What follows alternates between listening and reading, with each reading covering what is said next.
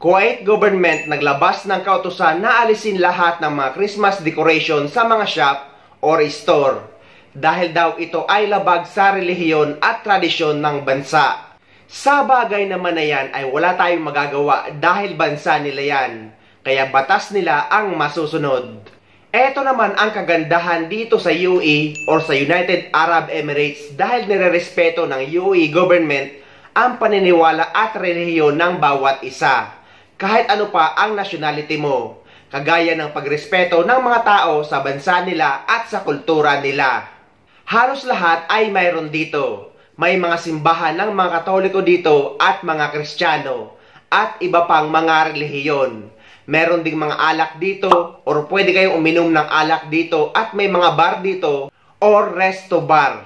Pero hindi porket pinapayagan yan dito or maluwag ang batas dito ay pwede na ito gawin in public. May tamang lugar para sa lahat.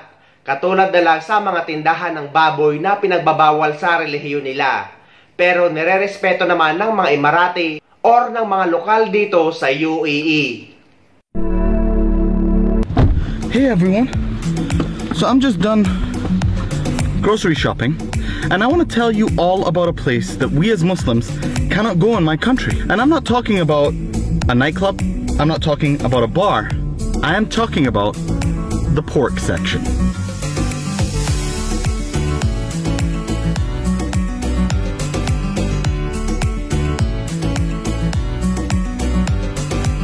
I personally do not eat pork. As Muslims, it is forbidden for us to eat pork. We eat meats that abide by the halal standard, so the equivalent of the kosher meats to the Jewish community. But I understand that we have a huge population that enjoys a little bit of bacon with their breakfast, a pig on the blanket, some baby back ribs, if you will.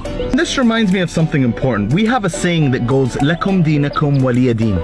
You have your religion and I have mine. And although we live in a Muslim country and everything has to abide by halal standards, that's not something that we have to push and enforce on other people. They have their own dietary habits, they have their own things that they like to enjoy, and it's important to let people do that. So I guess what we're trying to say here is, you can enjoy your pork and I'll enjoy my halal meat. Much love and God bless you all. So kung ano ang rules or batas na pinapatupad sa bansa kung nasaan kayo, ayun ang irerespeto natin at dapat nating sundin.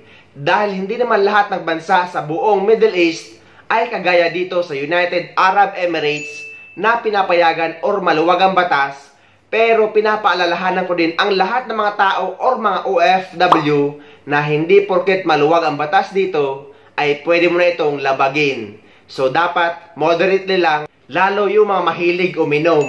Bawal dito yung kagaya sa Pilipinas na nagwawala sa labas at naghahamon ng away. Kulungan ang bagsak mo. At dapat din may respeto pa rin tayo sa kultura at relihiyon o paniniwala dito sa UAE. Pero guys, pinagbabawal talaga dito ang illegal na droga. Dahil kapag nasangkot ka sa illegal na droga sa bansang UAE, ay parusang kamatayan ang kakaharapin mo.